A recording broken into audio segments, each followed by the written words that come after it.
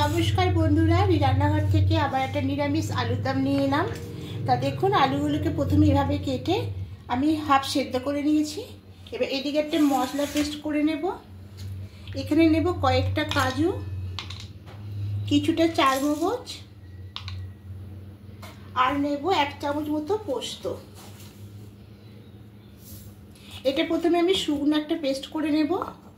দেখুন, শুকনো একটা পেস্ট করে নিয়েছি। এবার এর মধ্যে দেব আদা কুচি, দেব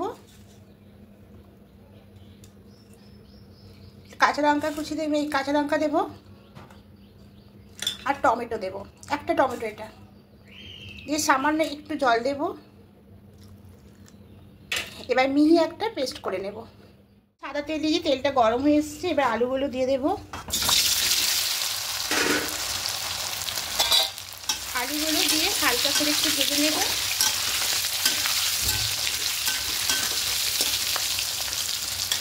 লাল করে ভাজা হয়ে গেছে। এবার আলুগুলো সব এক এক করে তুলে নেব।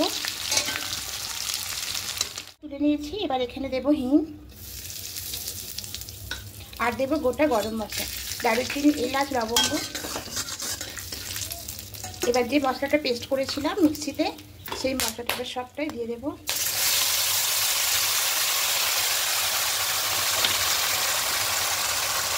এবার দিয়ে খুব ভালো করে একটু কষিয়ে নেব।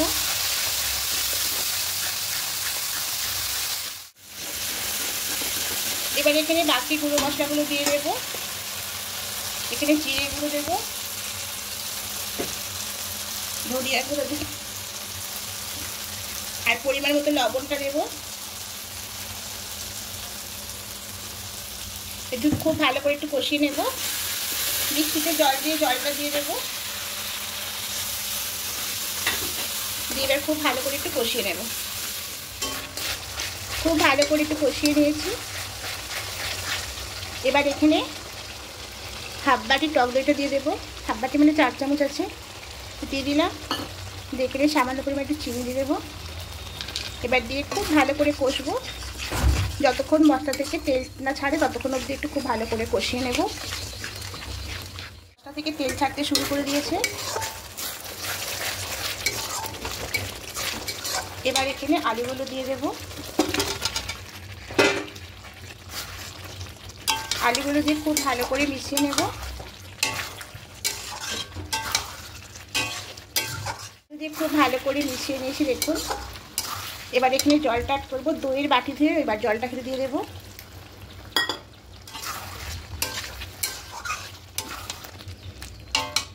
আর একটু সামান্য জল দেব।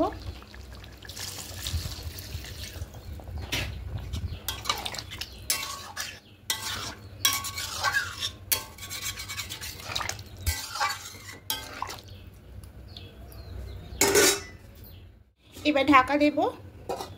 ঢাকা দিয়ে 10 মিনিট রেখে দেব। ঢাকাটা খুলে নেব।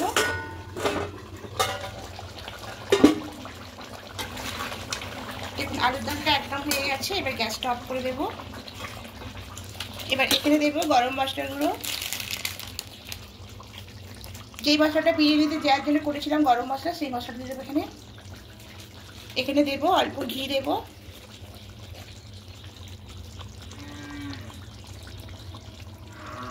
এবার খুব ভালো করে মিশিয়ে নেব।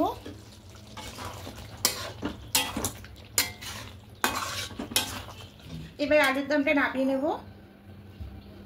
দেখুন বন্ধুরা, এভাবে একবার করে বানিয়ে দেখবেন। আশা করি আপনাদের খেতে ভালোই লাগে। দুর্দান্ত সেই এসেছে, আর দারুণ হতে খেতে হবে। আমি এর আগেও বানিয়েছিলাম, খুব ভালো লেগেছিলো খেতে। আর এটা আপনারা নিরামিষের দিনে বা কোনো ভোগের দিনে করতে পারবেন।